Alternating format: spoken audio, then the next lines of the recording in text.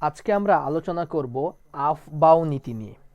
এটি হচ্ছে আমাদের গুণগত রসায়নের একটি গুরুত্বপূর্ণ টপিকস হচ্ছে আফ বাও নীতি। আমরা এই বিষয়টির উপর আজকে আলোচনা করব। এই যে আমরা দেখতে পারতেছি তোমার হচ্ছে আফ বাও, এই আফ বাও হচ্ছে একটা জার্মান শব্দ। এটা কি শব্দ? একটি জার্মান শব্দ। আফ বাওটা হচ্ছে একটি জার্মান শব্দ। ওকে, এই জার্মান শব্দের যদি আমরা অর্থ দেখি, যে এই জার্মান শব্দের অর্থ হচ্ছে বিল্ডিং আপ। এই আফবাউটা হচ্ছে একটা জার্মান শব্দ যার অর্থ হচ্ছে বিল্ডিং আপ, যার অর্থ হচ্ছে তোমার building up, BUILDING, building up. আফবাউয়ের অর্থ হচ্ছে বিল্ডিং আপ। দেখো, এই আফবাউ নীতিটা হচ্ছে পরমাণুতে বিভিন্ন অরবিটালগুলোর ইলেকট্রন বিন্যাস নিয়ে আলোচনা করা হয়। এই আফবাউ নীতিতে আফবাউ নীতিতে কি করা হয়?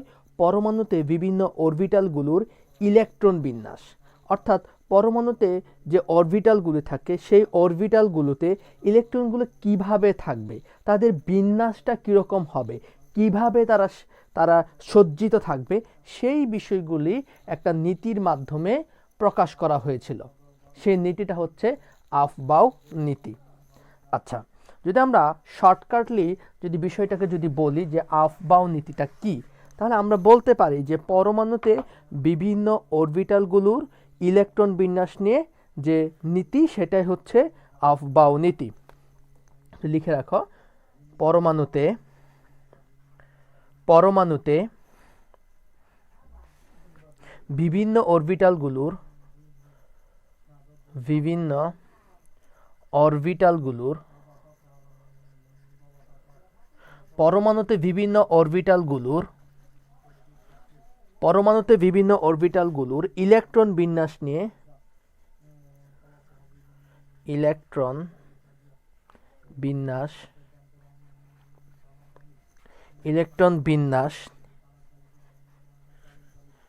বিন্যাস নিয়েই আফবাউ নীতি। ওকে, তাহলে আফবাউ নীতিটা কি? পরমাণুতে বিভিন্ন অরবিটালগুলোর ইলেকট্রন বিন্যাস নিয়েই তোমার আফবাউ নীতি, অর্থাৎ পরমাণুতে ইলেকট্রনগুলো কিভাবে সজ্জিত থাকবে, কিভাবে ইলেকট্রনগুলো সাজানো থাকবে, সেই সকল বিষয় নিয়েই তোমার আফবাউ নীতিতে আলোচনা করা হয়। আচ্ছা, যদি আমরা আফবাউ নীতিটা একটু লিখি তাহলে মনে হয় আমাদের বুঝতে সুবিধা হবে। আমরা মানে জাস্ট একটু বোঝার জন্য লিখলাম যে পরমাণুতে বিভিন্ন অরবিটালগুলোর ইলেকট্রন বিন্যাস নিয়ে আফবাউ নীতিতে তোমার আলোচনা করা হয়। এখন আমরা যদি এই আফবাউ নীতিটা যদি একটু লিখি তাহলে মনে হয় আমাদের সুবিধা হয়। পরমাণুতে যদি এটা লিখি, পরমাণুতে ইলেকট্রন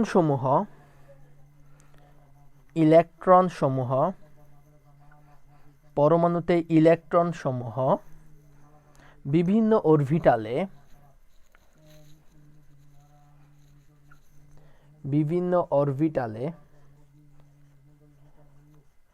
বিভিন্ন অরবিটালে তাদের শক্তির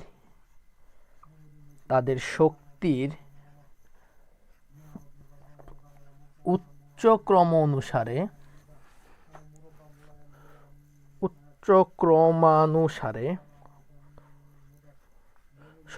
শক্তির কি উচ্চ ক্রমানুসারে প্রবেশ করে।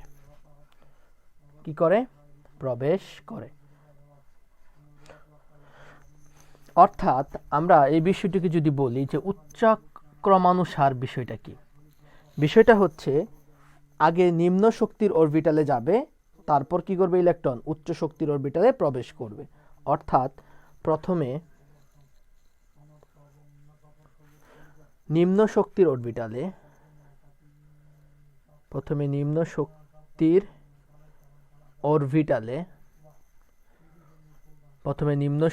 অরবিটালে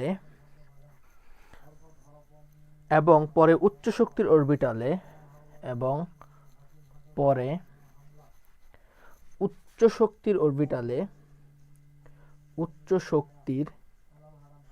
অরবিটালে প্রবেশ করে। তাহলে আমরা বুঝতে পারলাম পরমাণুতে যে ইলেকট্রনগুলো থাকে সেই ইলেকট্রনগুলো তাদের শক্তির ক্রমানুসারে প্রবেশ করে। শক্তির ক্রমানুসার মানে কি, আগে নিম্ন শক্তির অরবিটালে যাবে, তারপর কি করবে, আস্তে আস্তে উচ্চ শক্তির অরবিটালে ইলেকট্রনগুলো প্রবেশ করবে। আগে থাকবে নিম্ন শক্তির অরবিটালে, তারপর কি করবে, ইলেকট্রনগুলো আস্তে আস্তে উচ্চ শক্তির অরবিটালে প্রবেশ করবে। এই বিষয়টি হচ্ছে আফবাউ নীতি। এই বিষয়টি হচ্ছে আমাদের আফবাউ নীতি। আশা করি বিষয়টি বুঝতে পেরেছ। এখন তুমি কিভাবে বুঝবা যে একটা অরবিটাল কম শক্তি নাকি বেশি শক্তি? এই বিষয়টি তো তোমাকে বুঝতে হবে যে একটা অরবিটালের কি শক্তির পরিমাণ কম নাকি শক্তির পরিমাণ বেশি। তাহলে অবশ্যই আমাদেরকে অরবিটালের শক্তি নির্ণয় করতে হবে। আমরা বলেছি তো, ইলেকট্রন আগে নিম্ন শক্তির অরবিটালে প্রবেশ করবে, তারপর কি করবে, উচ্চ শক্তির অরবিটালে প্রবেশ করবে। প্রথমে নিম্ন শক্তির অরবিটালে ইলেকট্রন যাবে, তারপর কি করবে, উচ্চ শক্তির অরবিটালে ইলেকট্রন যাবে। এখন তুমি কিভাবে বুঝবা যে একটি অরবিটাল, কোন অরবিটালের শক্তি বেশি, কোন অরবিটালের শক্তি কম, এই বিষয়টি কিন্তু তোমাকে জানতে হবে। এজন্য আমরা অরবিটালের শক্তি নির্ণয় করব। অরবিটালের শক্তি নির্ণয় করার বিষয়টি এখন আমরা শিখব, কিভাবে আমরা একটি অরবিটালের শক্তি নির্ণয় করতে পারি। লিখো, অরবিটালের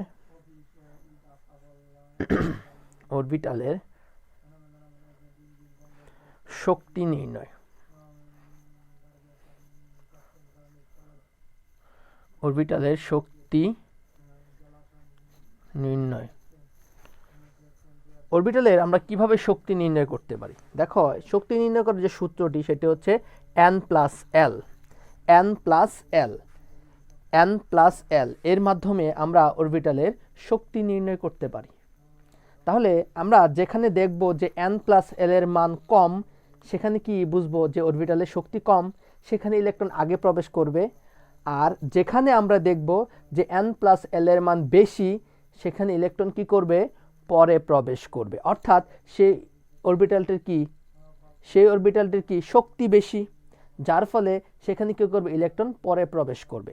আমরা তো আফবাউ নীতি থেকে আমরা তো শিখে এসেছি ইলেকট্রন আগে সর্বনিম্ন শক্তির অরবিটালে, অর্থাৎ যে অরবিটালের শক্তি কম সেখানে ইলেকট্রন আগে প্রবেশ করে, সেখানে ইলেকট্রন কি করে, আগে প্রবেশ করে। আর যে অরবিটালের শক্তি বেশি সেখানে ইলেকট্রন পরে প্রবেশ করে। তাহলে আমাদের কাজ হবে যে যেখানে n প্লাস এল এর মান কম, সেখানে ইলেকট্রনটাকে আগে প্রবেশ করানো। তারপর কি করব, আমরা উচ্চ শক্তির অরবিটালে প্রবেশ করাবো। তাহলে অরবিটালের শক্তি নির্ণয় করার সূত্র হচ্ছে এটি। ওকে, তাহলে এখানে n কি, n মানে হচ্ছে প্রধান কোয়ান্টাম সংখ্যা। প্রধান কোয়ান্টাম, n মানে হচ্ছে প্রধান কোয়ান্টাম সংখ্যা। আর l কি, l হচ্ছে আমাদের সহকারী কোয়ান্টাম সংখ্যা। এগুলি তোমরা জানো, সহকারী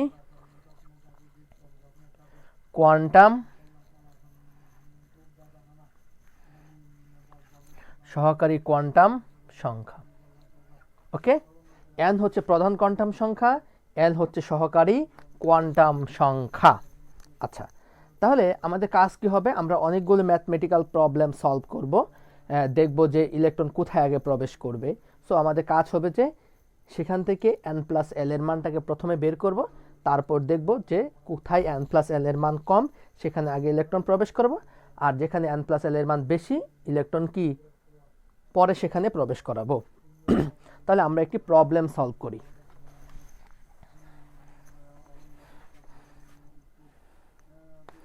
লিখো প্রবলেম 1।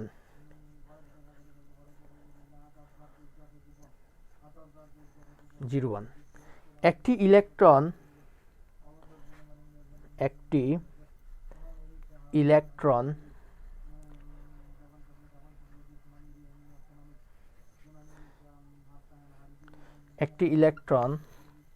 আগে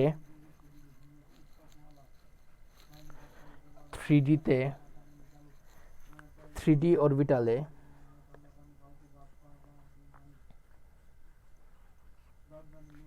প্রবেশ করবে নাকি 4s অরবিটালে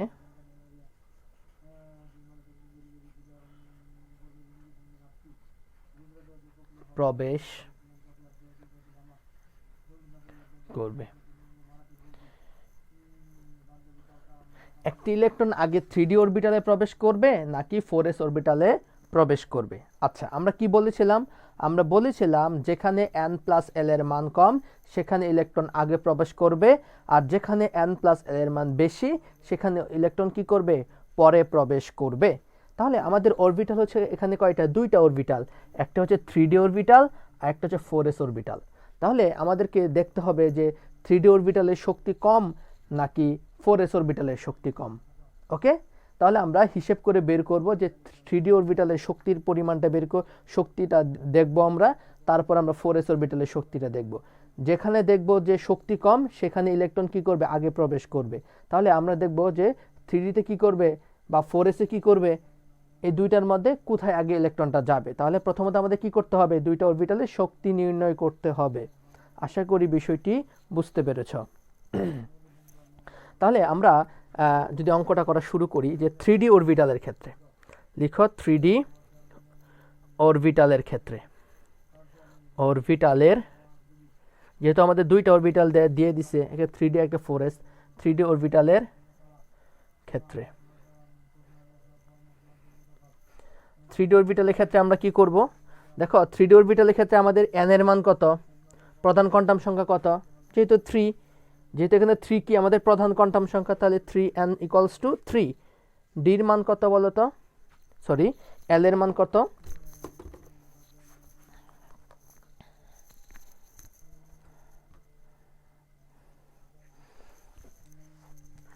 এখানে সহকারী কোয়ান্টাম সংখ্যা এল এর মান কত? যেহেতু ডি অরবিটাল তাহলে এল এর মান কত হবে? আমরা বলেছিলাম এস অরবিটালের জন্য এল এর মান হচ্ছে 0, পি অরবিটালের জন্য এল এর মান হচ্ছে 1, ডি অরবিটালের জন্য এল এর মান হচ্ছে 2। তাহলে এখানে এল ইকুয়ালস টু হচ্ছে আমাদের 2। আচ্ছা, অতএব আমরা লিখতে পারি n plus L equals to কত? 3 প্লাস 2 কত? 5। ওকে, কত হলো আমাদের? 5 হলো। আশা করি বিষয়টি বুঝতে পেরেছ। তাহলে এখানে থেকে আমরা n প্লাস এল এর মানটা কত পেলাম? 5 পেলাম। আচ্ছা, এখন আমাদের আরেকটা অরবিটাল বাকি আছে, সেটা কি? 4s orbital. সেটা হচ্ছে 4s অরবিটাল। তাহলে এখন আমরা লিখব 4s এর ক্ষেত্রে, 4s অরবিটালের ক্ষেত্রে, 4s অরবিটালের ক্ষেত্রে 4s অরবিটালের ক্ষেত্রে কি হলো দেখো, 4s অরবিটালের ক্ষেত্রে n এর মান কত? প্রধান কোয়ান্টাম সংখ্যা কত? যেহেতু এখানে 4 আছে তাহলে প্রধান কোয়ান্টাম সংখ্যা হচ্ছে আমাদের 4, আর এল এর মান কত হবে? সহকারী কোয়ান্টাম সংখ্যার মান। যেহেতু এস অরবিটালের ক্ষেত্রে এল এর মান কত? আমরা বলেছিলাম 0, এল এর মান হচ্ছে 0। সো n প্লাস এল এর মান কত? 4 প্লাস 0 ইকুয়ালস টু কত? 4। দেখো আমরা দুইটা অরবিটালের ক্ষেত্রে n প্লাস এল এর মান পেলাম। 3d অরবিটালের ক্ষেত্রে আমাদের n প্লাস এল এর মান হচ্ছে 5, আর 4s অরবিটালের ক্ষেত্রে n প্লাস এল এর মান হচ্ছে 4। তাহলে কোন অরবিটালের শক্তি কম? অবশ্যই 4s অরবিটালের শক্তি কম। কার থেকে?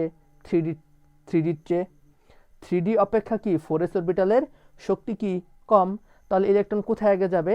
আমরা আফবাউ নীতি অনুসারে আমরা বলতে পারি ইলেকট্রন সবসময় সর্বনিম্ন শক্তির অরবিটালে আগে প্রবেশ করবে, তারপর উচ্চ শক্তির অরবিটালে প্রবেশ করবে।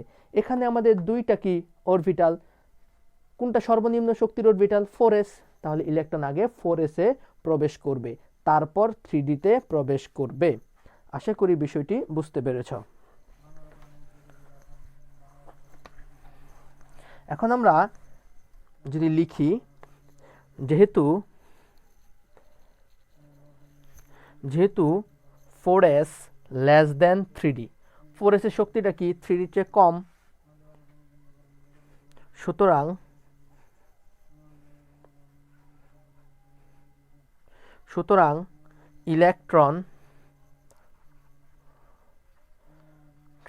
ইলেকট্রন প্রথমে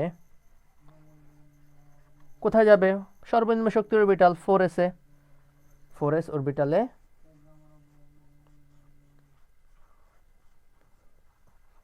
প্রবেশ করবে।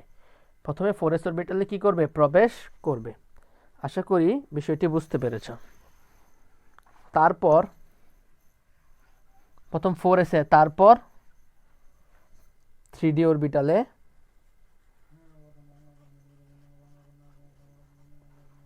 প্রবেশ করবে। আশা করি এই প্রবলেমটি তোমরা বুঝতে পেরেছ। এখন আমরা আরেকটি প্রবলেম সলভ করব।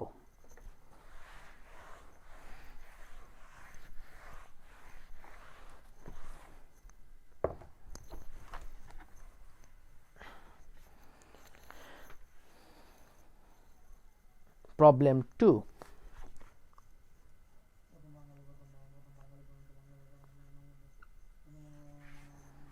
আচ্ছা, একটি ইলেকট্রন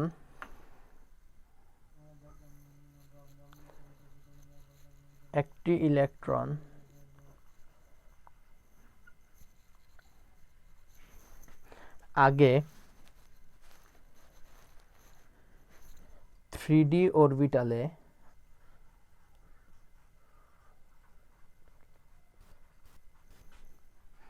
প্রবেশ করবে নাকি 4p অরবিটালে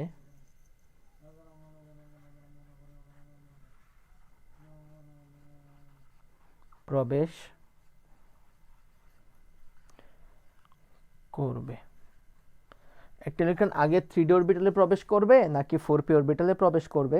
তাহলে আমাদের এই যে দুইটা অরবিটাল এখানে দেয়া আছে, 3d অরবিটাল আর একটা 4p অরবিটাল, এই দুইটা অরবিটালের মধ্যে কোন অরবিটালের শক্তি কম সেটা আমাদের আগে নির্ণয় করতে হবে। তারপর আমরা বলতে পারবো যে অরবিটালের শক্তি কম সেখানে ইলেকট্রন আগে প্রবেশ করবে।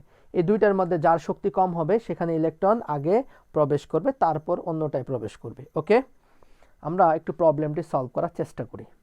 ওকে, দেখো আমরা যদি লিখি 3d অরবিটালের ক্ষেত্রে,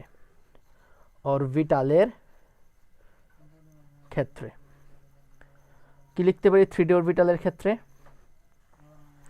দেখো 3d অরবিটালের ক্ষেত্রে n ইকুয়ালস টু কত? 3, আর সহকারী কোয়ান্টাম সংখ্যা l ইকুয়ালস টু কত হবে? যেহেতু d অরবিটালের জন্য l এর মান কত? 2।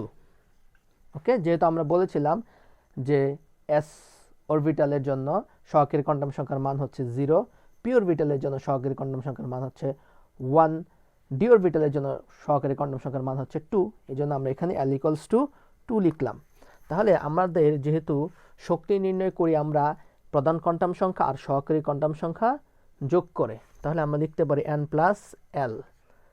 মান কত হবে? যেহেতু প্রধান কোয়ান্টাম সংখ্যা 3 আর সহকারী কোয়ান্টাম সংখ্যা 2, তার ইকুয়ালস টু কত আমাদের? 5।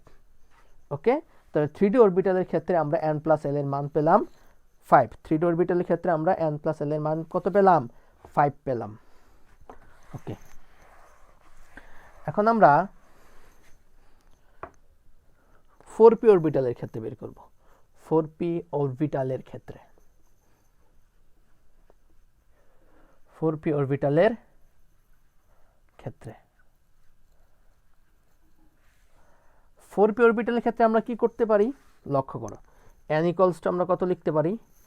n ইকুয়ালস টু হচ্ছে আমাদের 4, আর l ইকুয়ালস টু আমাদের কত? l ইকুয়ালস টু হচ্ছে কত? যেহেতু p অরবিটালের ক্ষেত্রে সহকারী কোয়ান্টাম সংখ্যার মান কত? 1। ওকে, সো আমরা লিখতে পারি n plus l equals to কত?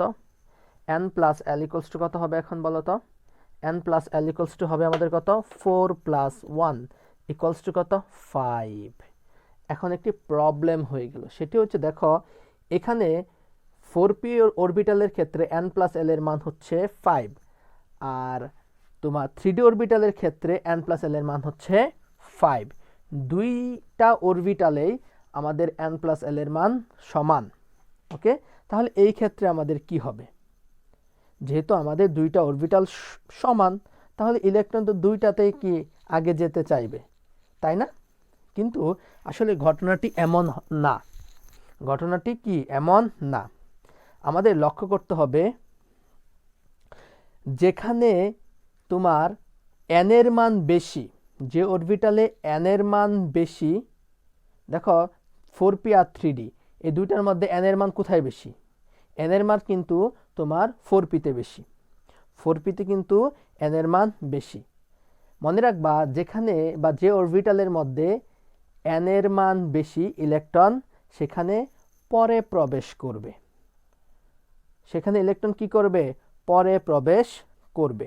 তাহলে কোথায় আগে প্রবেশ করবে? যেখানে n এর মান কম সেখানে ইলেকট্রন আগে প্রবেশ করবে। কোথায় n এর মান কম?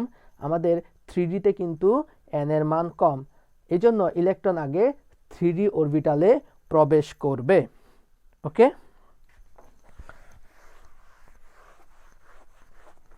লক্ষ্য করে একটু,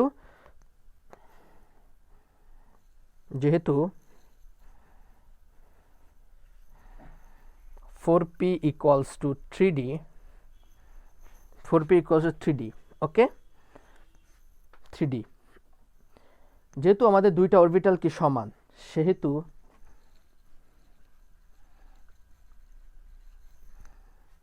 যেখানে n এর মান কম সেই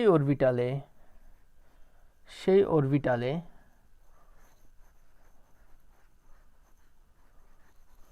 ইলেকট্রন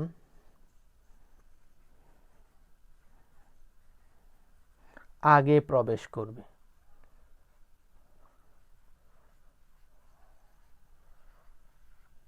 সেই অরবিটালে ইলেকট্রন কি করবে? আগে প্রবেশ করবে। যেহেতু আমাদের 4p আর 3d কি সমান, সেহেতু যেখানে n এর মান কম, এই দুটার মধ্যে n এর মান কম কোথায়? এই যে দেখো 3d তে n এর মান কম, যেহেতু আমাদের 3d তে n এর মান কম সেহেতু কি করবে? ইলেকট্রন আগে 3d তে প্রবেশ করবে। অর্থাৎ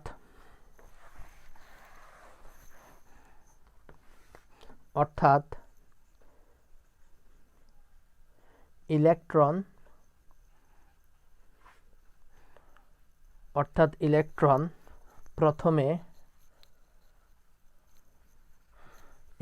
প্রথমে 3d অরবিটালে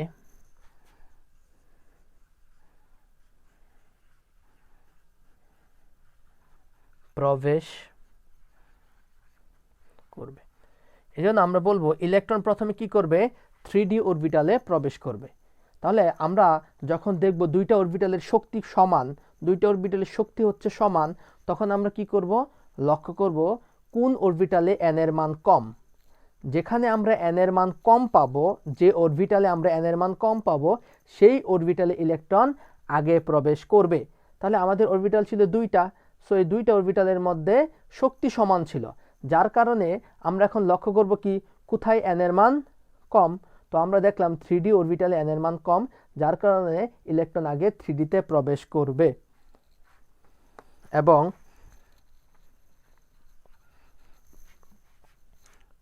তারপর 4p তে প্রবেশ করবে, তারপর 4p অরবিটালে প্রবেশ করবে, তারপর 4p অরবিটালে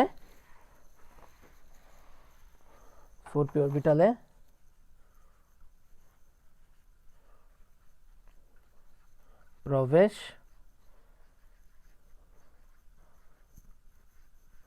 আশা করি বিষয়টি বুঝতে পেরেছ।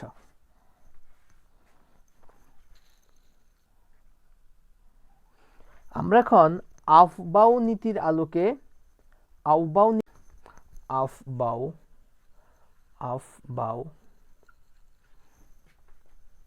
নীতির আলোকে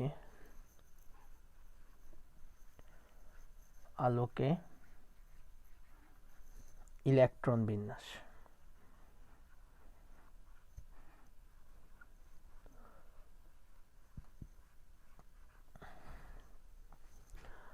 আফবাউ নীতির আলোকে ইলেকট্রন বিন্যাস।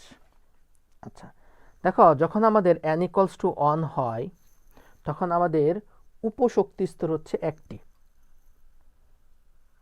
1s। যখন আমাদের n equals to 2 হয় তখন আমাদের উপশক্তি স্তর হচ্ছে দুইটি, 2s 2p। যখন আমাদের n equals to 3 হয় তখন আমাদের উপশক্তি স্তর হচ্ছে তিনটি, 3s 3p 3d। যখন আমাদের উপশক্তি স্তর, যখন আমাদের n ইকুয়ালস টু বা প্রধান শক্তি স্তর যখন আমাদের 4, তখন আমাদের উপশক্তি স্তর হচ্ছে 4টি, 4s 4p 4d 4f। ওকে, যখন আমাদের n ইকুয়ালস টু 5, তখন আমাদের হচ্ছে উপশক্তি স্তর হচ্ছে 5টি হওয়ার, কিন্তু এখন পর্যন্ত আমাদের 4টি উপশক্তি স্তর আবিষ্কৃত হয়েছে, 4s 4p 5s 5p 5d 5f। কিন্তু f এর পরে এখনো আমাদের অরবিটালগুলো আমাদের এখনো আবিষ্কৃত হয় না, এই জন্য 5f পর্যন্ত আমাদের আছে। যখন আমাদের n ইকুয়ালস টু 6 হয়, তখন আমাদের হয় 6s 6p 6d 6f। ওকে, আমরা 6টি পর্যায় পর্যন্তই দেখি। আচ্ছা, এখন আমরা যদি এদেরকে যদি আড়াআড়ি গুণ করে দিই, আড়াআড়ি যদি অ্যারো চিহ্ন দিয়ে দিই,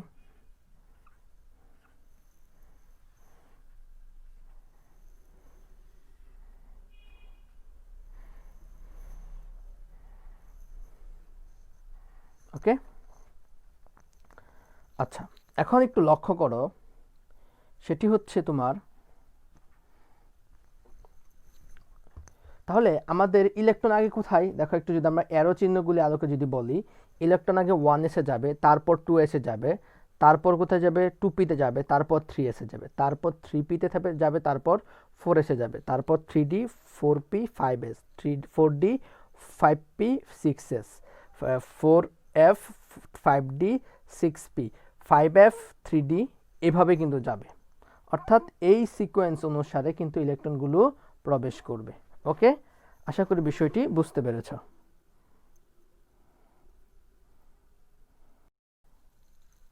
আমরা এখন আফবাউ নীতির আলোকে আমরা ইলেকট্রন বিন্যাস জানব। দেখো, আমাদের শক্তি স্তর যখন, প্রধান শক্তি স্তর যখন আমাদের 1, তখন আমাদের উপশক্তি স্তর হচ্ছে একটি 1s। আমাদের প্রধান শক্তি স্তর যখন 2, তখন আমাদের উপশক্তি স্তর হচ্ছে আমাদের, বা আমাদের কয়টা, বা আমাদের অরবিটাল কয়টা, 2টা, 2s 2p। আমাদের উপশক্তি স্তর বা আমাদের প্রধান শক্তি স্তর যখন 3, বা n ইকুয়ালস টু যখন 3, তখন আমাদের অরবিটাল বা উপশক্তি স্তর হচ্ছে আমাদের 3টি, 3s 3p 3d। যখন n ইকুয়ালস টু যখন 4, তখন হচ্ছে আমাদের 4s, অর্থাৎ আমাদের প্রধান শক্তি স্তর যত অরবিটাল হচ্ছে তত। কিন্তু আমরা আমাদের লাস্টের দিকে যারা আছে, যেমন যখন 5-এর পর থেকে আমাদের যে অরবিটালগুলো, তখন কিন্তু সেখানে আর তা হয় না, যে প্রধান শক্তি স্তর যতগুলি থাকে অরবিটাল ততগুলি থাকে, এই বিষয়টি কিন্তু আমরা দেখি না, কারণ অনেক অরবিটাল এখনো আবিষ্কৃত হয় নাই। আমরা এই পর্যন্ত f অরবিটাল পর্যন্ত আবিষ্কৃত হয়েছে, 3d 4s 4p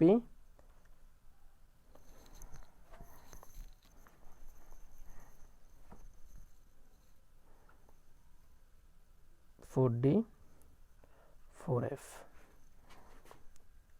n equals to যখন 5, তখন হয় 5s 5p 5d 5f। এখনো f অরবিটালের পরে আমাদের কোনো অরবিটাল আবিষ্কৃত হয় নাই, এই জন্য যখন n ইকুয়ালস টু 5, তখন সর্বোচ্চ অরবিটাল হচ্ছে তোমার 5p, এরপরে আর নাই। n ইকুয়ালস টু যখন 6, তখন হয় 6s 6p 6d। 6dর পরে আজ পর্যন্ত কোনো অরবিটাল আবিষ্কৃত হয় না, এই জন্য 6d পর্যন্তই উপশক্তি স্তরগুলো। n ইকুয়ালস টু যখন 7, কারণ আমাদের 7 পর্যায় পর্যন্ত, বা n ইকুয়ালস টু যখন 7 আমরা দেখি, তখন হয় আমাদের 7s আর 7p অরবিটাল। এই দুইটা অরবিটালই এখন পর্যন্ত আবিষ্কৃত হয়েছে। আশা করি বিষয়টি বুঝতে পেরেছ। এখন আমরা যদি অ্যারো চিহ্ন দেই,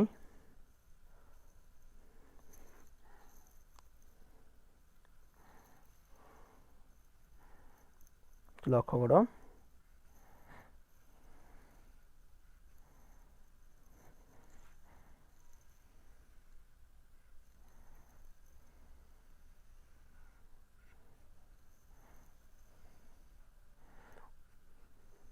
অর্থাৎ এই যে সিকোয়েন্স বা এই যে ধারাবাহিকতা, এই ধারাবাহিকতা বা এই ধারাবাহিকতা অনুসারে ইলেকট্রন প্রবেশ করবে।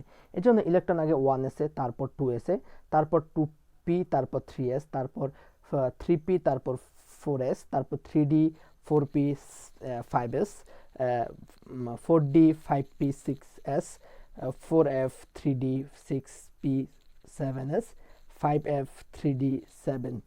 অর্থাৎ ইলেকট্রনগুলো নিম্ন শক্তির অরবিটাল থেকে উচ্চ শক্তির অরবিটালে এই যে সিকোয়েন্স বা ধারাবাহিকতা, এই অনুসারে কিন্তু তারা অরবিটালে প্রবেশ করে। ওকে, আমরা এখান থেকে সর্বনিম্ন থেকে শুরু করে আমরা দেখালাম যে ইলেকট্রনগুলো এভাবে তোমার অরবিটালের ভিতরে প্রবেশ করে। এজন্য অরবিটালগুলোর শক্তির ক্রমানুসারটা আমরা দেখিয়ে দিলাম। অরবিটালগুলোর শক্তির ক্রমানুসারটা আমরা কি করলাম, এখানে দেখিয়ে দিলাম। আশা করি বিষয়টি বুঝতে পেরেছ।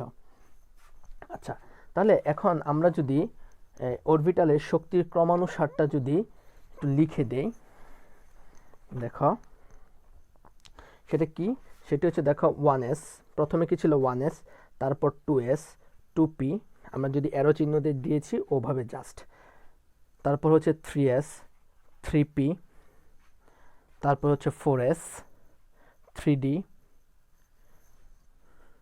3d, তারপর হচ্ছে তোমার 3d, 3d পর হচ্ছে 4p, 4p, 5s, 5s, 5s এর পর হচ্ছে 4d, 4d এর পর হচ্ছে 5p,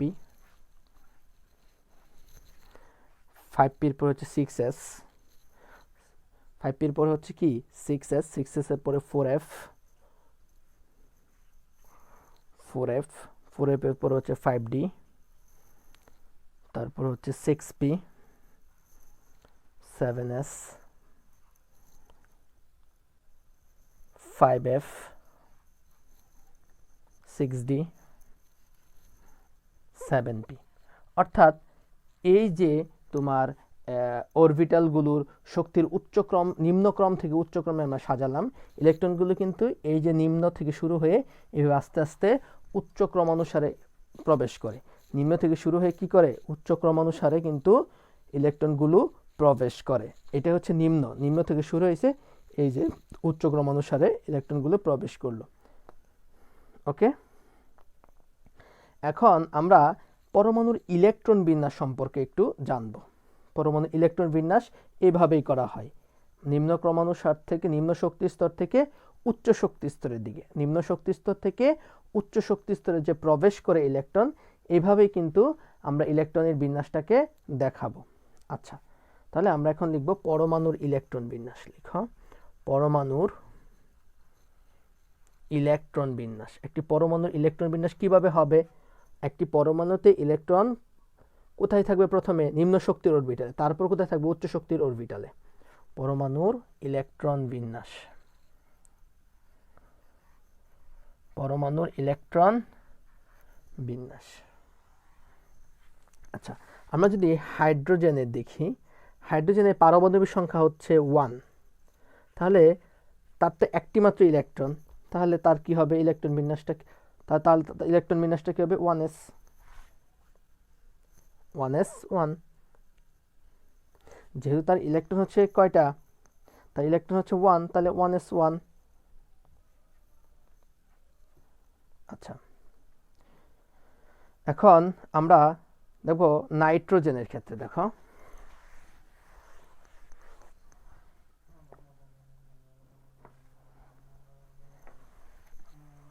নাইট্রোজেনের ক্ষেত্রে যদি তার ইলেকট্রন বিন্যাসটা দেখি, নাইট্রোজেনের পারমাণবিক সংখ্যা হচ্ছে 7।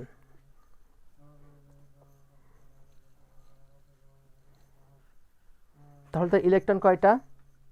7। ইলেকট্রন কয়টা? 7টা। তাহলে 7টা ইলেকট্রন কি করতে হবে? তাহলে দেখো 1s। তাহলে আমরা বিগত ক্লাসগুলিতে কিন্তু আমরা শিখেছি s অরবিটালে কয়টা ইলেকট্রন থাকতে পারে? সর্বোচ্চ 2টা ইলেকট্রন থাকতে পারে। তাহলে আমরা 2 দিয়ে দিলাম। দেখো 1s এর পর কোন অরবিটালটা আসে, 1s এর পর 2s অরবিটালটা আসে, তাহলে আমরা লিখলাম 2s। 2s এ বা s অরবিটালে কয়টা ইলেকট্রন থাকতে পারে? দুইটা ইলেকট্রন থাকতে পারে, তাহলে 2s2। 2s এর পর আমাদের কি আসে? অরবিটালটা 2p। 2p তে আমাদের কয়টা ইলেকট্রন থাকতে পারে? 2p তে কিন্তু সর্বোচ্চ 6, মানে p অরবিটালে সর্বোচ্চ 6টা ইলেকট্রন থাকতে পারে, কিন্তু আমাদের কয়টা ইলেকট্রন বাকি আছে দেখো তো? দুইটা 4টা চলে গেছে, আর আছে কয়টা? 3টা আছে, তাহলে আমরা এখানে 3 দিয়ে দিব। ওকে, আশা করি বিষয়টি বুঝতে পেরেছো। দেখো সোডিয়ামের ক্ষেত্রে, সোডিয়ামের পারমাণবিক সংখ্যা হচ্ছে 11, তাহলে সোডিয়ামের ইলেকট্রন সংখ্যা হচ্ছে 11। তাহলে আমরা লিখতে পারি 1s2 2s2 2p6। ওকে, এই পর্যন্ত আমরা দিয়ে দিলাম। 2pর পর কোন অরবিটালটা আসে? 3s আসে। আমাদের ইলেকট্রন বাকি আছে কয়টা? ইলেকট্রন বাকি আছে একটা, তাহলে 3s1 দিয়ে দিলাম। আশা করি বিষয়টি বুঝতে পেরেছ। এখন আমরা ক্যালসিয়ামেরটা দেখব। ক্যালসিয়ামের পারমাণবিক সংখ্যা 20, তাহলে ক্যালসিয়ামের ইলেকট্রন সংখ্যাও 20। তাহলে আমরা লিখি 1s2 2s2 2p6 3s2 3p6। দেখো এই পর্যন্ত আমাদের ইলেকট্রন হয়ে গেছে কয়টা? এই পর্যন্ত আমাদের ইলেকট্রন হয়ে গেছে 18টা, আর ইলেকট্রন আছে 2টা বাকি আছে। দেখো 3pর পর কোন অরবিটাল আসে? 4s আসে, তাহলে 4s আমাদের 2টা ইলেকট্রন দিয়ে দিতে হবে, কারণ এই পর্যন্ত আমাদের কি 3p পর্যন্ত 18টা ইলেকট্রন হয়েছিল, 18 পরে আর বাকি 2টা থাকে, 2টা আমরা 4s দিয়ে দিলাম। এই ছিল আমাদের পরমাণুর ইলেকট্রন বিন্যাস। আচ্ছা, সব পরমাণু কি আফবাউ নীতি মেনে চলে? হ্যাঁ, বেশিরভাগ পরমাণুই আফবাউ নীতি মেনে চলে, তবে কিছু কিছু পরমাণু আছে যারা আফবাউ নীতির কি করে? ব্যতিক্রম, মানে আফবাউ নীতি তারা মেনে চলে না, অর্থাৎ তারা ব্যতিক্রমী ইলেকট্রন বিন্যাস প্রদর্শন করে। যেমন কারা কারা আমরা যদি একটু বলি, দেখো যেমন তোমার কপার আছে, সিলভার আছে, গোল্ড আছে, এরা কি করে? তোমার ব্যতিক্রমী ইলেকট্রন বিন্যাস দেখায়। আচ্ছা, এখন আমরা আফবাউ নীতির যে ব্যতিক্রম, অর্থাৎ যারা ব্যতিক্রমী ইলেকট্রন বিন্যাস দেখায়, তাদের ইলেকট্রন বিন্যাসটা নিয়ে আমরা এখন পড়াশোনা করব।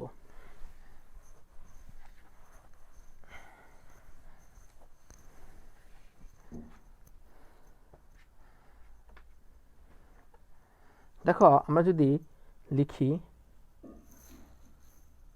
আফবাউ নীতির ব্যতিক্রম,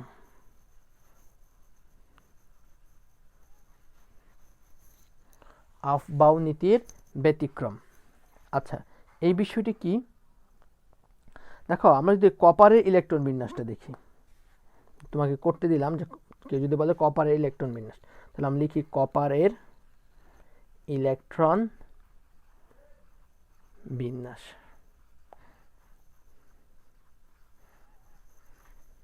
কপারের ইলেকট্রন বিন্যাস করো, তোমাকে কেউ করতে দিল কপারের ইলেকট্রন বিন্যাস করো, তাহলে তুমি কি করবা? তাহলে তুমি স্বাভাবিক নিয়মে ইলেকট্রন বিন্যাস করবা, কিন্তু এই ইলেকট্রন বিন্যাসটি তোমার হবে না। তাহলে তারপরে আমরা করি, কিভাবে করতে পারি।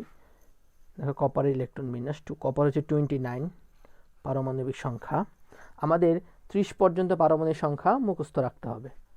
আমরা যদি লিখি 1s2 2s2 2p6 3s2 3p 1s2 2s2 2p6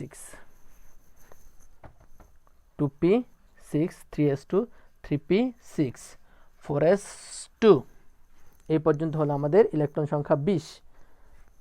তারপর আমাদের কত হবে? তাহলে হবে 3তে আমরা কি দিব? 9 হবে। এই হলো আমাদের 29টি ইলেকট্রন। আচ্ছা, কিন্তু এটি আমাদের কি? ভুল। এটি কি হয়েছে আমাদের? এটি আমাদের সঠিক না, ভুল। এই ইলেকট্রন বিন্যাসটা কি আমাদের ভুল? কেন ভুল? কারণ আমরা একটি বিষয় জানি যে ইলেকট্রন মানে পরমাণুতে ইলেকট্রনগুলো কি থাকতে চায়? পরমাণুতে ইলেকট্রনগুলো সুস্থিতি অর্জন করতে চায়, অর্থাৎ তারা স্থির অবস্থায় থাকতে চায়। অরবিটালগুলোতে ইলেকট্রন কি করতে চায়, বা অরবিটালগুলো কি চায়? অরবিটালগুলো চায় তারা সুস্থিতিশীল থাকতে চায়, অর্থাৎ স্থিতিশীল তারা থাকতে চায়। ওকে, দেখো আমরা জানি একটি অরবিটাল কখন স্থিতিশীল বা সুস্থিতি অর্জন করে, যখন তারা পূর্ণ অবস্থায় থাকে অথবা যখন তারা অর্ধপূর্ণ অবস্থায় থাকে, তখন একটি অরবিটাল সুস্থিতি অর্জন করে। দেখো, আমরা যদি বলতাম যে 3D ডি অরবিটালে কয়টা ইলেকট্রন থাকে? ডি অরবিটালে কিন্তু তোমার কয়টা ইলেকট্রন থাকে? 10টা ইলেকট্রন থাকে। তাহলে এটি তাহলে পূর্ণ অবস্থায় সে সুস্থিতি অর্জন করে, অর্থাৎ স্থিতিশীল থাকে। আবার সে কখন স্থিতিশীল থাকে? সে কখন আবার স্থিতিশীল থাকে? আমি জাস্ট একটু লিখলাম, তোমার লেখা দরকার নাই, জাস্ট একটু বুঝো। স্থিতিশীল, জাস্ট একটু বুঝো। আবার ডি অরবিটালে যখন 5টা ইলেকট্রন থাকবে তখন কিন্তু অর্ধপূর্ণ। এই অর্ধপূর্ণ অবস্থায় কিন্তু তারা সুস্থিতিশীল থাকে, অর্থাৎ তারা পূর্ণ অবস্থায় অথবা অর্ধপূর্ণ অবস্থায় অরবিটালগুলি কি করে? সুস্থিতি বা স্থিতিশীল তারা থাকে। আচ্ছা, এই বিষয়টি আমরা জানতে পারলাম, কিন্তু একটু লক্ষ্য করো তো আমাদের ডি অরবিটালে কয়টা ইলেকট্রন আছে? ডি অরবিটালে কিন্তু আমাদের ইলেকট্রন আছে কত? 3Dতে কয়টা ইলেকট্রন আছে? 9টা ইলেকট্রন আছে। 3তে কয়টা ইলেকট্রন আছে? 3তে ইলেকট্রন আছে কিন্তু 9টা। আচ্ছা, এটা কিন্তু সুস্থিতিশীল নয়, এটা কি সুস্থিতি অর্জন করে নাই। তাহলে এখন আমরা কি করতে পারি? এখন আমরা একটা কাজ করতে পারি। দেখো, সুস্থিতি কিভাবে অর্জন করে? পূর্ণ অবস্থায় অর্জন করে অথবা অর্ধপূর্ণ অবস্থায় কি করে অরবিটালগুলো সুস্থিতি অর্জন করতে পারে। লক্ষ্য করে একটু, copper 29 equals to 1s2 2s2 2p6 3s2 3p6, এই দেখো আমরা 4s লিখলাম আর 3d লিখলাম। এখন আমরা যদি এই 4s থেকে একটা ইলেকট্রন যদি 3dতে পাঠিয়ে দেয়, তাহলে ইলেকট্রন হয়ে যায় 10টা। তাহলে কি স্থিতিশীলতা অর্জন করছে, সুস্থিতি অর্জন করছে 3D অরবিটালটা। ওকে, তাহলে এখানে কয়টা ইলেকট্রন হবে? 4s-এ একটা ইলেকট্রন হবে। দেখো, 4sটা কি অর্ধপূর্ণ অবস্থায় আছে, অর্ধপূর্ণ অবস্থায় তারা কি করে? সুস্থিতি অর্জন করে। দেখো, দুইটা অরবিটালে কি হলো? সুস্থিতি অর্জন করলো। আশা করি বিষয়টি বুঝতে পেরেছ। দেখো, 4s-এর মধ্যে কি অর্ধপূর্ণ অবস্থায় আছে, তাহলেও সে সুস্থিতি অর্জন করলো। আবার 3D কি পূর্ণ অবস্থায় আছে, তাহলেও কিন্তু সে সুস্থিতি অর্জন করলো। অর্থাৎ 4s থেকে কি একটা ইলেকট্রন 3Dতে চলে যাওয়ার মাধ্যমে দুইটা অরবিটালে কি করলো? সুস্থিতি অর্জন করলো। তাহলে আমরা একটু লিখে রাখি যে সুস্থিতি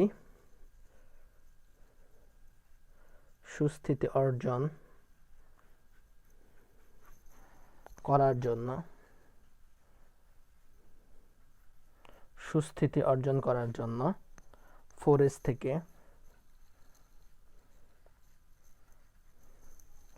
3Dতে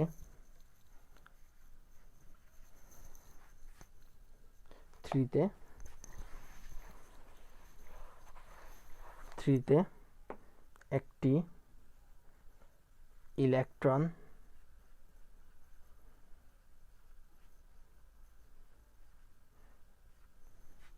চলে যায়।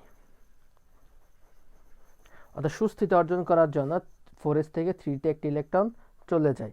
আশা করি কপার এর যে ইলেকট্রন বিন্যাসটি, অর্থাৎ ব্যতিক্রমী ইলেকট্রন বিন্যাস, সেটি তোমরা বুঝতে পেরেছ। এখন আমরা আলোচনা করব ক্রোমিয়ামের ইলেকট্রন বিন্যাস। ক্রোমিয়ামও তোমার ব্যতিক্রমী ইলেকট্রন বিন্যাস দেখায়, অর্থাৎ আফবাউ নীতি তারা মেনে চলে না। আচ্ছা, ক্রোমিয়ামের পারমাণবিক সংখ্যা কত? ক্রোমিয়ামের পারমাণবিক সংখ্যা হচ্ছে 24। ওকে, আচ্ছা, তাহলে আমরা ইলেকট্রন বিন্যাসটা দেখি। 1s2 2s2 2p6 3s2 3p6, এই হলো 18। 4s2, ওকে, 4s কি 2, এ হলো আমাদের 20 ইলেকট্রন কাটা হলো আমাদের 20টা হইলো। এখন দেখো, আমরা কিন্তু ওই যে তোমার এই যে আফবাউ নীতির আলোকে ইলেকট্রন বিন্যাসটা কিন্তু করলাম। আফবাউ নীতির আলোকে কিন্তু ইলেকট্রন বিন্যাসটা করলাম, ওই যে অ্যারো চিহ্ন দিয়ে যে করছিলাম না, ওভাবে। আগে ইলেকট্রন 1s-এ, তারপর 2s-এ, তারপর 2p-তে, তারপর 3s, তারপর 3p, তারপর 4s, এভাবে করলাম। আচ্ছা, এখন তাহলে আমাদের 20টা ইলেকট্রন হলো। তারপর কি অরবিটাল আছে? অরবিটাল আছে আমাদের 3D অরবিটাল। আমাদের কি আছে? 3D আছে, তাহলে 3D কয়টা ইলেকট্রন যাবে? 4টা ইলেকট্রন যাবে। কিন্তু এই অবস্থায় ক্রোমিয়ামের ইলেকট্রন বিন্যাসটা সঠিক হয় না। এভাবে করলে ইলেকট্রন বিন্যাসটা সঠিক হয় না, কারণ এভাবে ইলেকট্রন বিন্যাস করলে ক্রোমিয়ামের যে অরবিটালগুলি আছে, অর্থাৎ এই যে অরবিটাল, এই অরবিটাল কি করে না? সুস্থিতি অর্জন করে না। আচ্ছা, এই জন্য আমাদের কি করতে হবে? এই জন্য তার ইলেকট্রন বিন্যাসটা কীরকম হয়?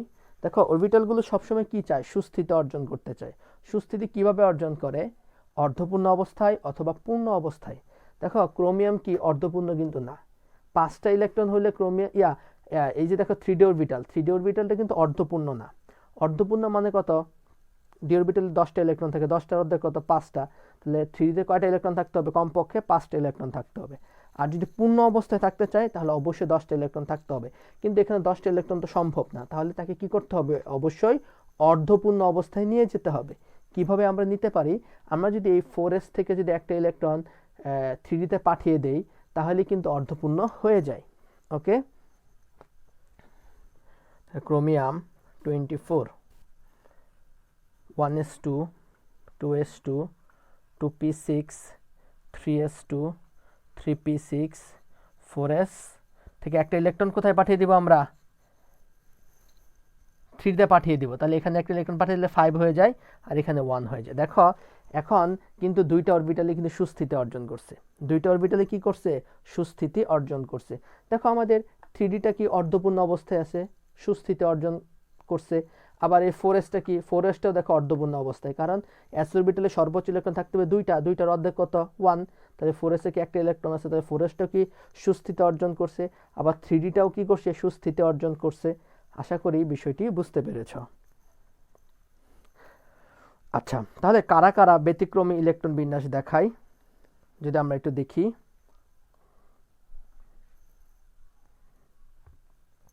দেখো, ব্যতিক্রমী ইলেকট্রন আমাদের অবজেক্টিভ অনেক সময় আসে। ব্যতিক্রমী ইলেকট্রন বিন্যাস কারা কারা দেখায়? ব্যতিক্রমী ইলেকট্রন বিন্যাস দেখায় আমাদের হচ্ছে copper, gold, copper silver, copper silver, gold, তারপর হচ্ছে আমাদের ক্রোমিয়াম, মোলিবডেনাম। এরাই হচ্ছে তোমার ব্যতিক্রমী ইলেকট্রন বিন্যাস দেখায়। এরা কি করে? আমাদের পর্যায় সারণীর ভিতরে এরাই কি করে? আমাদের ব্যতিক্রমী ইলেকট্রন বিন্যাস দেখায়। আশা করি বিষয়টি বুঝতে পেরেছ। ওকে, এখন আমরা আলোচনা করব হুন্ডের নীতি। এখন আমরা আলোচনা করব কিসের নীতি? হুন্ডের নীতি।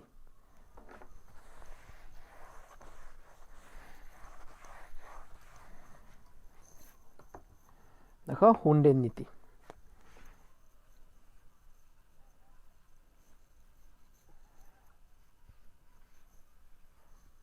হুন্ডের নীতি দেখো, হুন্ডের নীতিতে বলা হয়েছে যে সমশক্তি সম্পন্ন অরবিটালের মধ্যে ইলেকট্রন কিভাবে বণ্টিত হয়।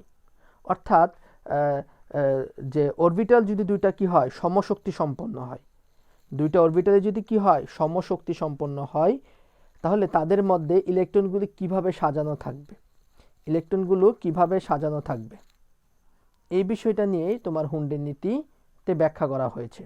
তাহলে সমশক্তি সম্পন্ন অরবিটালের মধ্যে ইলেকট্রন কিভাবে বণ্টিত থাকে, অর্থাৎ ইলেকট্রন কিভাবে সাজানো থাকে, সেই বিষয়টা নিয়ে আমরা এই হুন্ডের নীতিতে আলোচনা করব। লিখ, সমশক্তি সম্পন্ন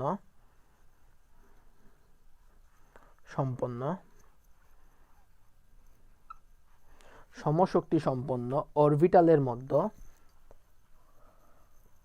মনে রাখার জন্য সহজে আমরা এভাবে মনে রাখতে পারি, সমশক্তি সম্পন্ন অরবিটালের মধ্যে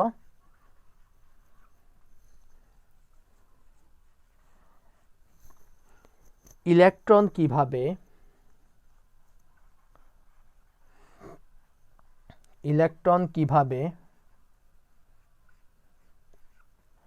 বণ্টিত থাকে, কিভাবে বণ্টিত বা সমশক্তি সম্পন্ন অরবিটালের মধ্যে ইলেকট্রন কিভাবে বণ্টিত তা নিয়ে, তা নিয়েই হুন্ডের নীতি। তোমাদের কেউ যদি কখনো প্রশ্ন করে হুন্ডের নীতি কি, তুমি জাস্ট বলবা সমশক্তি সম্পন্ন অরবিটালের মধ্যে ইলেকট্রন কিভাবে বন্টিত তা নিয়ে হচ্ছে হুন্ডের নীতি। সহজ কথা যদি বলি, হুন্ডের নীতি মানে সমশক্তি সম্পন্ন অরবিটাল যদি থাকে তাহলে সেখানে ইলেকট্রনগুলো কিভাবে সাজানো থাকে তা নিয়েই হুন্ডের নীতি। আচ্ছা, এখন এই নীতিটা যদি বইয়ের ভাষায় যদি বলি বা পরীক্ষায় আমরা কিভাবে লিখব হুন্ডের নীতিটা একটু লক্ষ্য করো।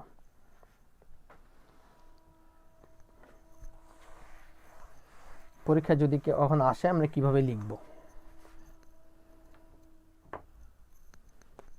দেখো সমশক্তি সম্পন্ন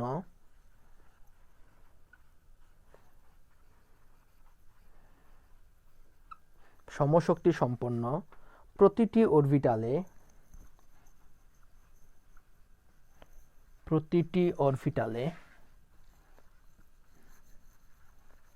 সমশক্তি সম্পন্ন প্রতিটি অরবিটালে প্রথমে একটি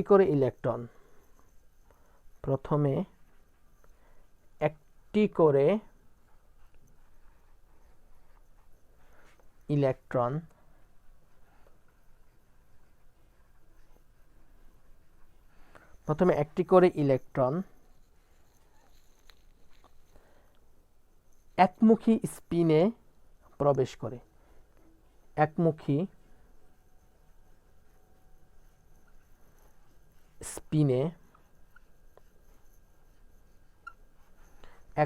স্পিনে প্রবেশ করে।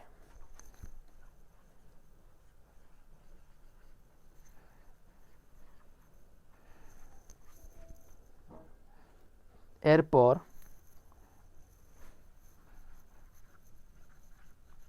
প্রাপ্যতা অনুসারে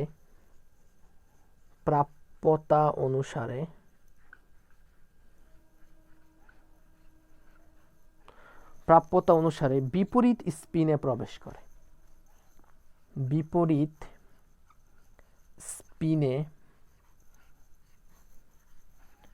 প্রবেশ করে।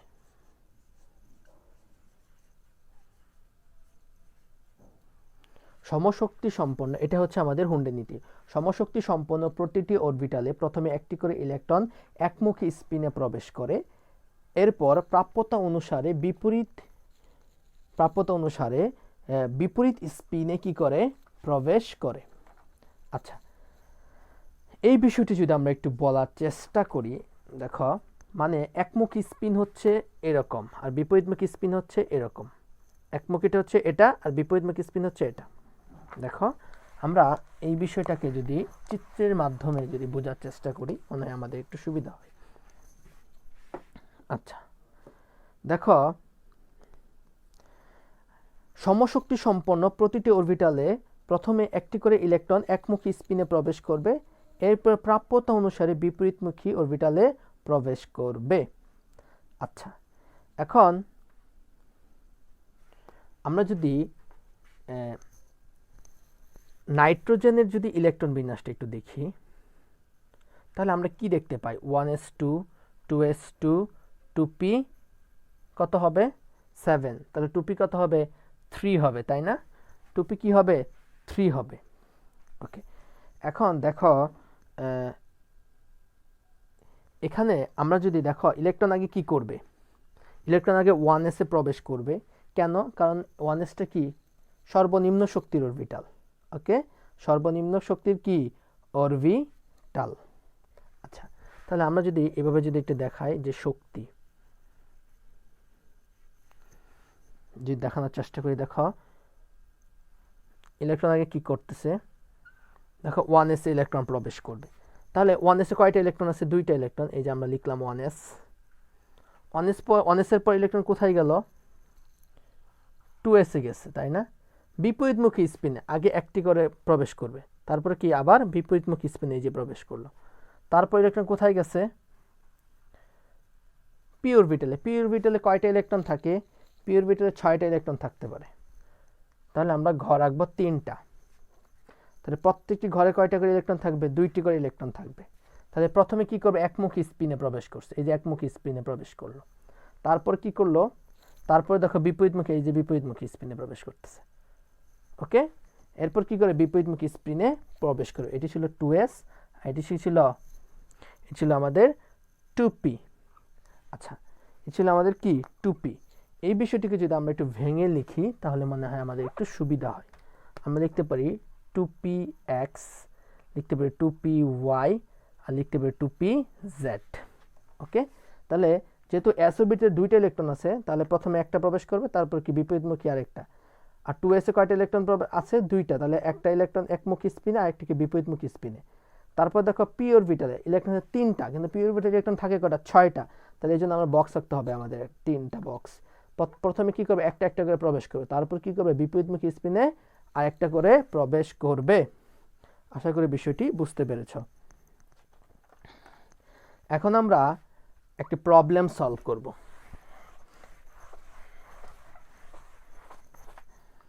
দেখো প্রবলেম 01,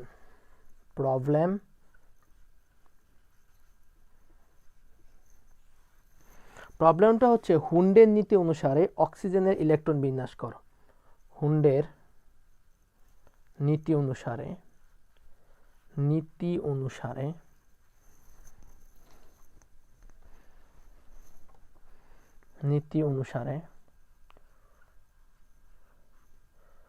অক্সিজেন,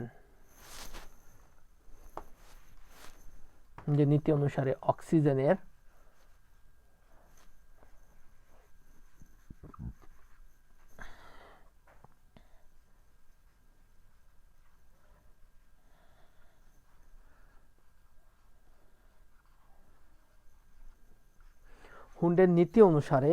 অক্সিজেনের ইলেকট্রন বিন্যাস করো।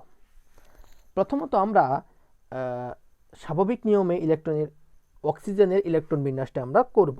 তো অক্সিজেন হচ্ছে পারমাণবিক সংখ্যা হচ্ছে 8, তাহলে আমরা লিখতে পারি 1s2, 2s2, 2p কি লিখব? 2p4। ওকে, 2p4 আমরা লিখলাম।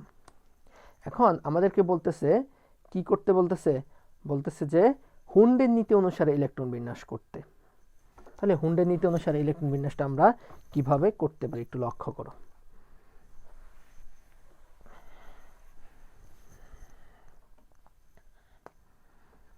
দেখো আমরা প্রথমে যেটা শক্তি লিখব, দেখার পর দেখো আমাদের 1s অরবিটাল, তাহলে আমাদের একটা অরবিটাল 1s, আরেকটা অরবিটাল কি আমাদের 2s, তাহলে 2s লিখলাম। এরপর কি আমাদের, এরপরে হচ্ছে আমাদের 2p অরবিটাল, তাই না? এরপরে আমাদের কি 2p অরবিটাল। তাহলে এখানে 2p তে কয়টা ইলেকট্রন থাকতে পারে? p অরবিটালে কয়টা ইলেকট্রন থাকে? 6টা ইলেকট্রন, তাহলে 3টা ঘর হবে। আচ্ছা,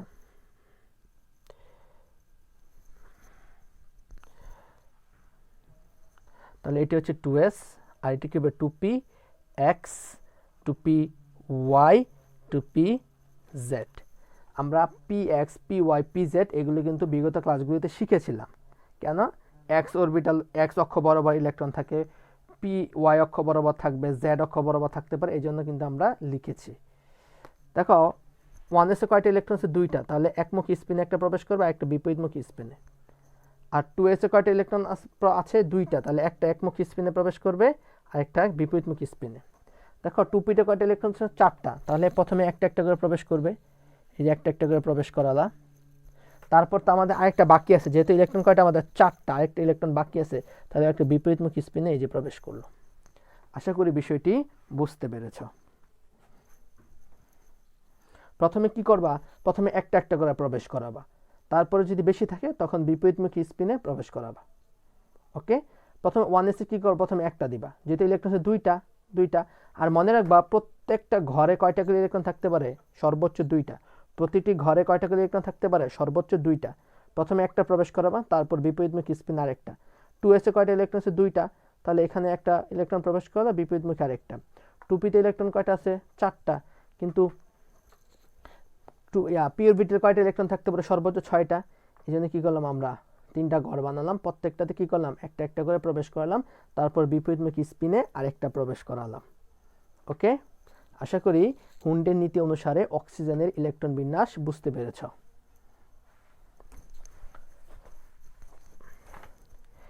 এখন আমরা হুন্ডের নীতি অনুসারে ক্যালসিয়ামের ইলেকট্রন বিন্যাস করব। হুন্ডের নীতি অনুসারে ক্যালসিয়ামের ইলেকট্রন বিন্যাসটি করব।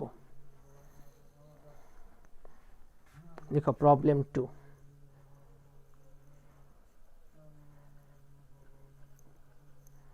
হুন্ডের নীতি অনুসারে হুন্ডের নীতি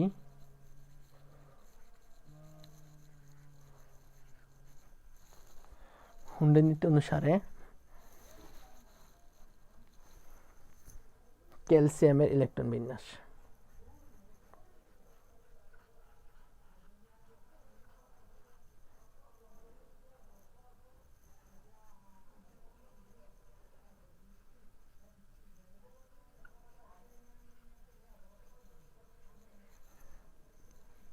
হুন্ডের নীতি অনুসারে ক্যালসিয়ামের ইলেকট্রন বিন্যাস করো। দেখো ক্যালসিয়ামের পারমাণবিক সংখ্যা কত? 20। ক্যালসিয়ামের পারমাণবিক সংখ্যা কত? 20। ক্যালসিয়াম 20। তাহলে 1s2 2s2 2p কত? 6 3s2 3p6 4s হবে। ওকে, 4s কত? 2। তাহলে আমরা এই যে ইলেকট্রন বিন্যাসটা করলাম, এখন আমাদের কি করতে বলছে? হুন্ডের নীতিতে প্রথমে আমরা কি করব? স্বাভাবিক নিয়মে ইলেকট্রন বিন্যাস করব। স্বাভাবিক নিয়মে ইলেকট্রন বিন্যাস করার পর আমরা হুন্ডের নীতি অনুসারে ইলেকট্রন বিন্যাসটিকে করব। স্বাভাবিক নিয়মে করার পর আমরা হুন্ডের নীতি অনুসারে করব। দেখো হুন্ডের নীতি অনুসারে এভাবে আমরা দেখাবো শক্তি এই পাশে, শক্তি। আচ্ছা, প্রথমে কি করবে? সর্বনিম্ন শক্তির অরবিটালে ইলেকট্রন প্রবেশ করবে। তাহলে এই যে আমাদের 1s, তারপর কি হবে আমাদের? এটা কি হবে? 2s, তারপর কি হবে? 2p, তারপর আমাদের কি হবে? যদি আমরা লিখি, দেখো আমাদের তিনটা পিওর অরবিটালের জন্য ঘর কয়টা হবে? তিনটা ঘর হবে। তাহলে 2px 2py 2pz। ওকে, এখন এটুকু আমরা করলাম। এখন 3s এর ক্ষেত্রে দেখো একটা ঘর হবে, 3s অরবিটালের ক্ষেত্রে 3s। আচ্ছা, এখন 3p এর ক্ষেত্রে কয়টা হবে? 3p এর ক্ষেত্রে হবে আমাদের তিনটা, কারণ পিওর অরবিটালে 6টা ইলেকট্রন থাকতে পারে সর্বোচ্চ। আচ্ছা,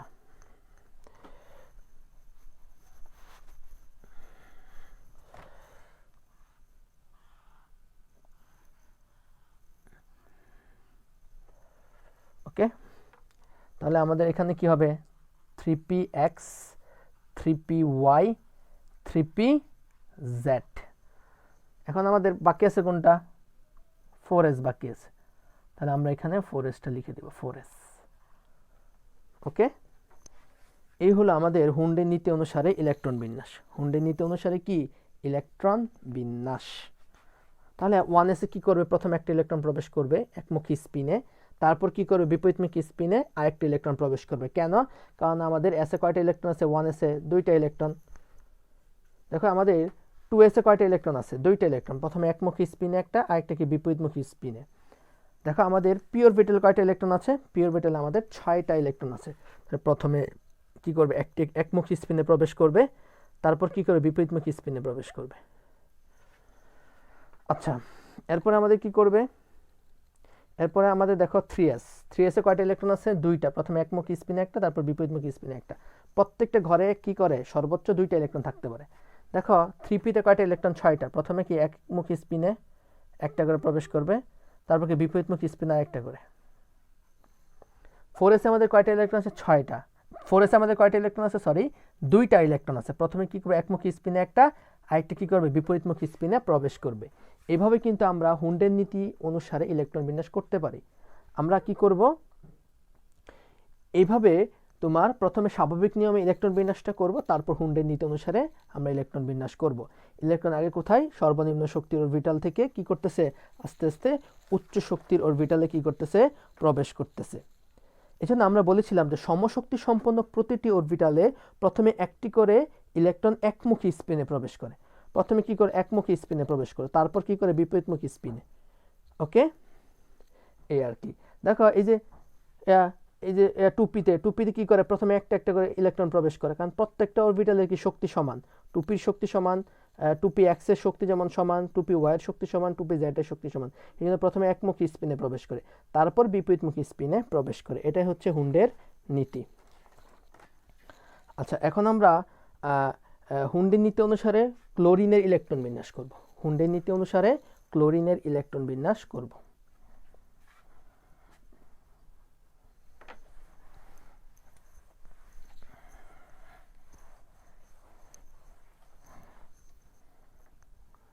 Problem 3.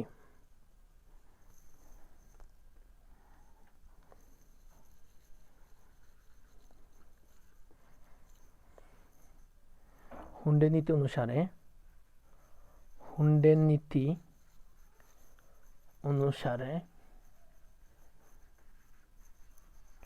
ক্লোরিনের ইলেকট্রন বিন্যাস।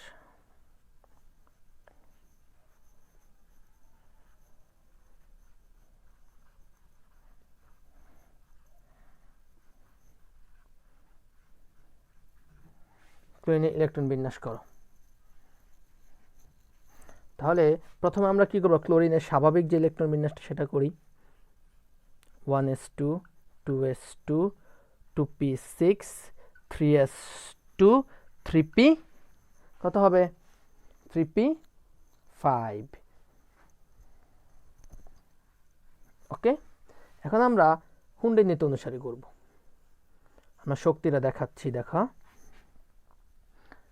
প্রথমে কি করে, তাহলে 1s এর জন্য আমরা একটা আঁকি, 2s এর জন্য একটা ঘর আঁকি, 2pর জন্য 3টা, 3s এর জন্য একটা, 3pর জন্য 3টা। আচ্ছা দেখো, তাহলে এটা 1s, এটা হচ্ছে 2s, এটা হচ্ছে 2px 2py 2pz, এটা হচ্ছে কত 3s,